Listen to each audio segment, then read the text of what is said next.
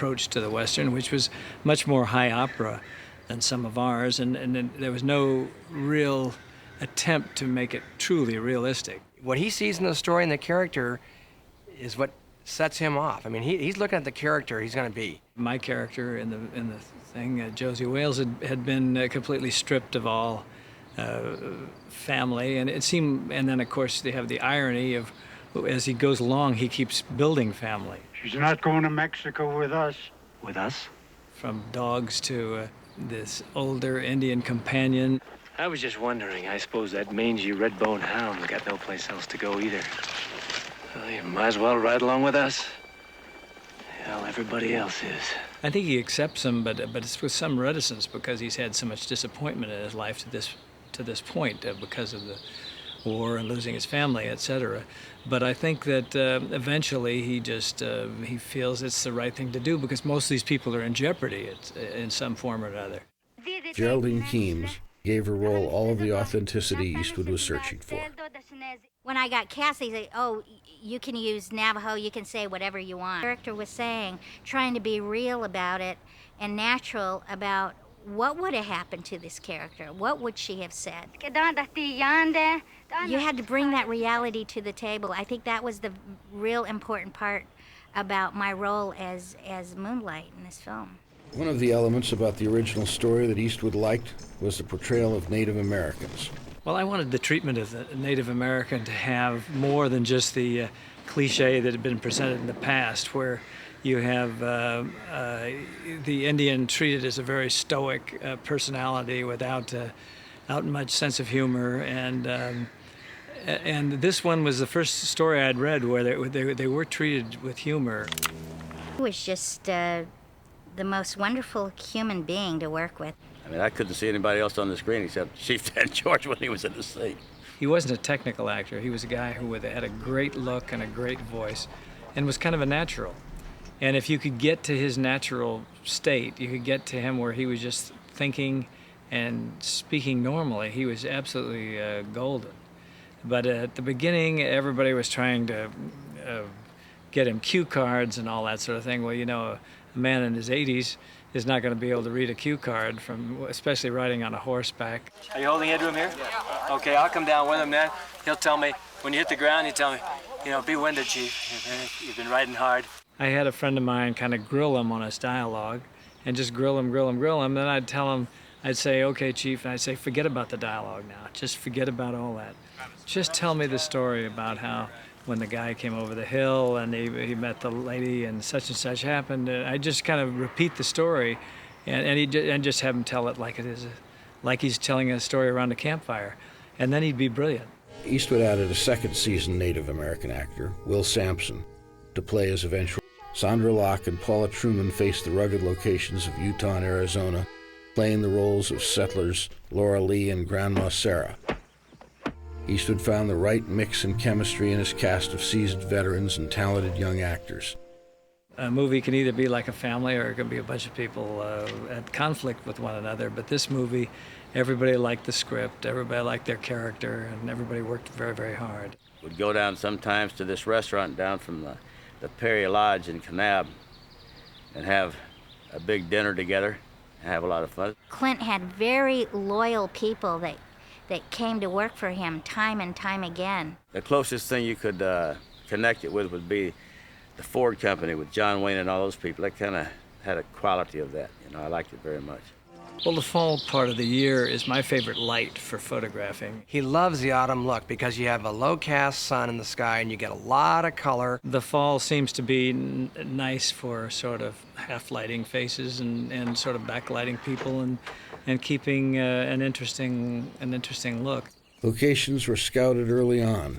We shot in quite a few different parts of the country with this particular film. They were all over the place trying to get the distinct looks for each of those locales. By the time we reached Northern California, it was sort of overcast and winter was setting in. So that gave us a one look for the opening. We did that last. September, early October, we were down in northern Arizona, southern Utah, and that gave us another look. We're in an area where they used to mine coal. So the top part of the ground was all this coal dust. and the ground was just covered with this black sand. And you know, that wind would whip up and it would just roar through those valleys, but you were out there. My part of the film took place in the fall after they filmed out at Utah, and we shot it up in Northern California near Oroville. We'd had some rain, the soil was nice and damp, the fall leaves were on the trees, and sort of winter coming in the air. You could feel that crisp in the morning, the smell of the campfire was nice, the livestock, working on a Western that time of year, there's nothing like it. The filming would last 8.5 weeks. This shot is Clint riding off after McKinney. Into the sunset. When asked about a typical day on location, Eastwood remarked to a reporter, "We wrap when we lose shooting light." This one? Is that the one that shot? The day is only half over. Eastwood now heads back to look at dailies, map out the next day's shooting schedule, and finally a run through his own dialogue. Okay, now we'll buy this film and we'll use it for the picture. We won't have to shoot the picture. You have to have your stuff together, you know, the night before you go in, because it takes a lot of energy. It takes a lot of energy, a lot of concentration. The process of setting up for each scene finds Eastwood working with camera operators, crew members, actors, stunt coordinators, each knowing exactly what is expected of them. Look around down here on the ground. Get out of here, chicken out, man. Some adding comment when asked, others quietly learning from example. Okay, how'd that work? Fine. And marker. Huh? I really like to be handheld. With this action stuff, it's a lot better. Be handheld. Okay. Use the area or the Beneflex. Then we'll go around behind him and tie in the shot where I nail him and he'll go frame. He just says, we're gonna do this, then you're gonna roll over here, and we're gonna come over here with a camera, and he takes his hands. It's really, you see the camera just gonna tip it up here like this as you hit the floor. Left right here. I'll come up to him, go in the shoulder right here. He'll peel off. And there's a fall right here. Two cameras. Right, and you're on the ground when you shoot him? Yeah, one I can be, one you can be tied in. Play with the weeds La again. Pistola here, and then we Get on your handheld. horse, Jim, off a shot, and as the horse gets enough air, he'll just flop into here. Okay, Jimmy? What I do when I get a sequence like that is I just sort of try to think out a plan in mind, and then I just start kind of working my way through it. Another one will just duck out. Okay, great. Because we can find Great. I'll be down here right next to the handheld guy, and I'll be in the shot.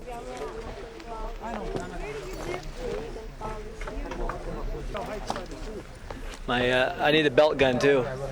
Okay, I got mine. Can we see you in your position, please? How is this when I come around this way? That's good. I think it's running again. Down that way, huh? All right. Action, fellas.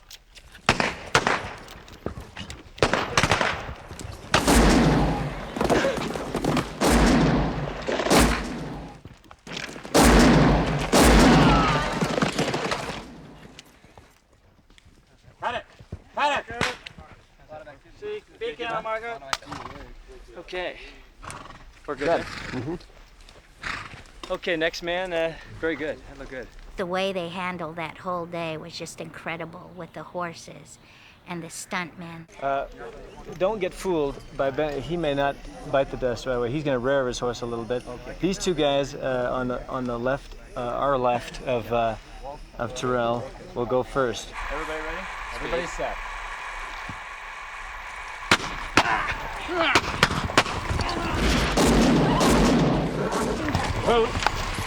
Right on out, bro.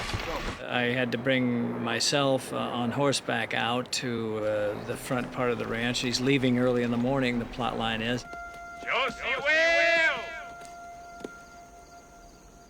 Come ahead! Come ahead! Then they come riding in, then they sort of line up, and there's all the suspended time build-up before the action sequence actually takes place.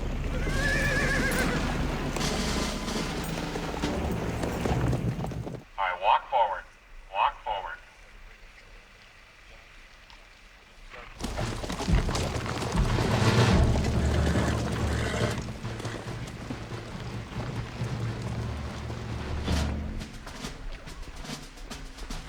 How's that work? Got it? That was perfect. We had that whole shootout where everybody was shooting out of the holes. Help him with the door, When you hear teeth. Eastwood makes his points clear and concise as director. Fire a shot, Chief. Say no, we're gonna show those pale faces something.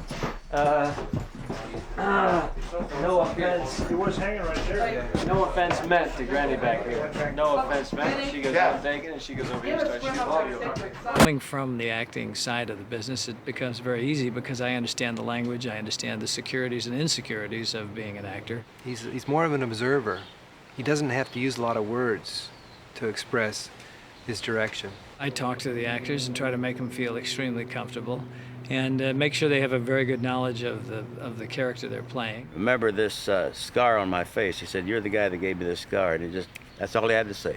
The big trick to directing films is not to over-tamper. He believes, and he tells everybody, he tells me too, go with your first instinct. Don't have second thoughts about it. Go with your first instinct. He taught me just to be natural. If he didn't like it, he'd do it again. So you try something different. But he allowed you to find in yourself probably what he wanted you to do. And I think that's the mark of a great director. We had quite a few actors who were in their 80s in this picture. And sometimes they'd maybe have a little trouble with some of the dialogue or getting it out. So I did a lot of improvisation. But until that happened, they were used to saying the dialogue exactly. And I'd find myself in the scene with them, and I'd be rooting for them so hard I'd be mouthing their dialogue. And finally, the assistant cameraman came to me and he says, "You know," he says, "you're moving your lips along with the other actor." And I said, "Okay," I said, "I see I'm not in my character yet. I haven't thrown the switch back." So I came back in and started, get back into the thing. They said, "Oh yeah, this is the scene you're gonna get beaten in," and it was, I didn't know how, how do you act? I don't know what her thoughts were on doing an action sequence, whether they thought they were really going to beat her with a stick for real, but that didn't happen. I just kind of showed her how we would do that and how we would do it in cuts if there was anything major, so that you wouldn't actually have to be brutally beaten. They put some padding on me and they told me how to lie on the outside of the trading post, and the trader has this paddle and just comes at me, and I remember him whispering in my ear, he says, I'll try and take it easy on you. And so when they yelled action, he started in, and it was a nice, soft, gentle blow, and then all of a sudden I heard, "Hit her harder!" Hit her harder. Hard, more, faster. It was just like, pow, pow. Stay down low, Charlie, and we'll get this in one thing. And Here we go. Roll, please. We won't have to whomp her anymore. See? Marker. The gold thing, just grit that out. Okay, action. Like spilling, boom. Got it? And markers. Hey, camera. Okay, now back off enough to where you can catch him right here. Special effects. Bob McDonald. What's the score on this knife that tricks, by the way? There's a hole here. We'll inject the blood, and you just squeeze the handle, and the blood will come out of this hole. And as you go, that press down. It just kind of goes like that. Otherwise, you have to point the hole in. And roll, please. Speed. Marker. And action.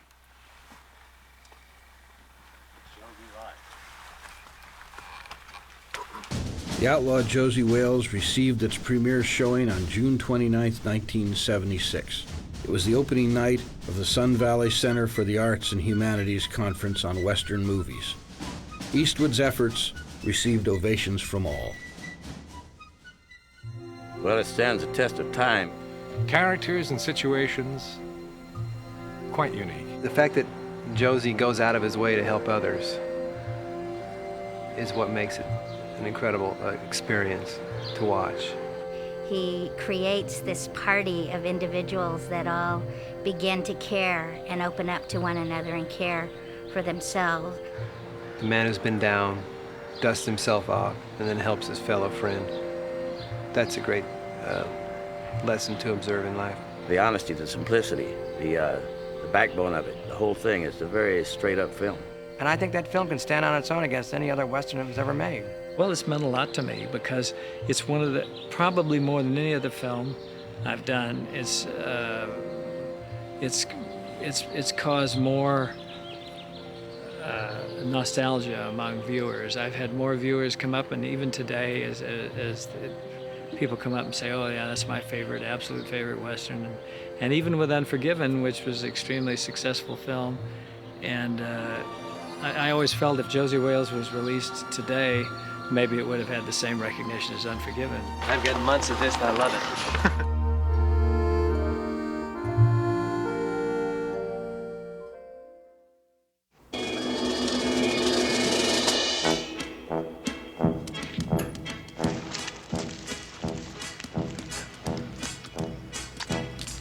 I think it became part of a political and social statement, the art of spitting. It's wonders on just about everything, huh? It can do most anything. How was it with stains? I think it's a very nasty habit myself, and I wouldn't recommend it. It puts you in a very bad mood. This character, because of his wartime experiences, was not necessarily in a chipper mood. It seemed to go well with his character. And then also you could make comments on things. He'd spit on a mouse or a rat or a dog. I just incorporated it because it was a great item out of the book. There was one called Day's Work, and boy, that was the toughest stuff in the world. If you really had a rough scene and you were sure there could only be one take or so, then you could take a shot at Day's Work.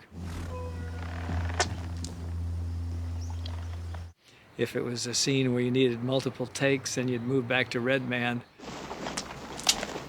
And then if it scene where you thought you were gonna have a lot of takes and a lot of angles and have to shoot over and over again, then you'd stick with Beech Nut.